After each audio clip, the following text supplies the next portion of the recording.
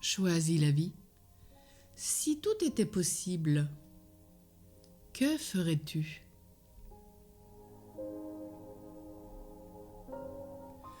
Tu connais ces contes dans lesquels une fée ou un bon génie propose la réalisation de 3 vœux ? Si comme les personnages de ces histoires, tu n'avais aucune contrainte d'âge, d'argent, de résidence, de responsabilité, quelles envies aurais-tu ? Que ferais-tu de ta vie ? Ce type de questionnement, à intervalles réguliers, te permettra de découvrir qui tu es. Si tu n'es pas parvenu à accomplir la totalité de tes aspirations, tu peux du moins t'en souvenir, t'en rapprocher, en réaliser certaines concrètement, d'autres symboliquement. Par exemple, les personnes reconnaissant leur désir de tendresse, mais aussi leur incapacité, du moins momentanée, de vivre à deux, comblent leur solitude affective en lisant un ouvrage, en faisant des activités avec des plus jeunes. C'est une compensation, bien sûr, mais ce qui leur permet de tenir un cap difficile, de tenir le coup avant de pouvoir réaliser de vivre cette vie à deux.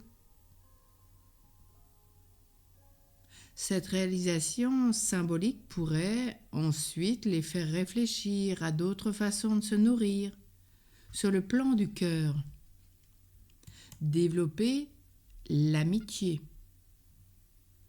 le sens de la communauté, un engagement peut-être dans une association humanitaire. Peut-être le soir servir les plus pauvres avec la maraude.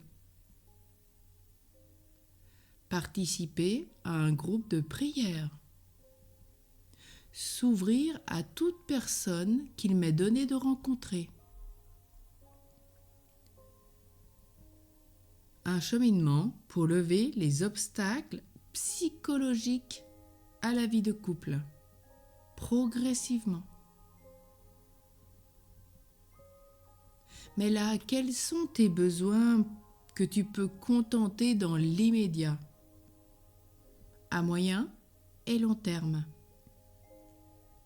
Quels sont ceux auxquels tu as complètement renoncé? Dans ce dernier cas, parce que tu te rends compte, par exemple, que tu ne peux pas tout faire ni tout vivre. Il importe que ton choix, celui pour lequel tu auras opté, soit vraiment libre et unifié, sans regret et sans amertume. Et ces choix, pose-les devant le Seigneur. Discerne avec lui s'ils sont les meilleurs pour toi.